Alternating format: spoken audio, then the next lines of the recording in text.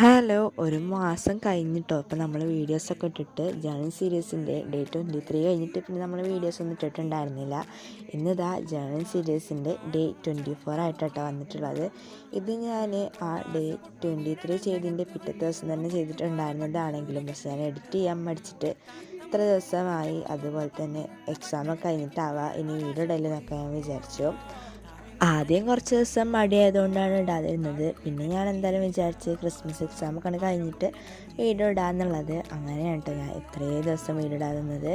ഞാൻ ഇപ്പം ഇന്ന് കഴിഞ്ഞ ദിവസം ലാസ്റ്റ് ഇട്ടിട്ടുണ്ടായിരുന്ന വീഡിയോ നോക്കിയപ്പോൾ 43 ഡേയ്സ് ആയിട്ടുണ്ടായിരുന്നു കേട്ടോ നമ്മൾ വീഡിയോ ഇട്ടിട്ട്.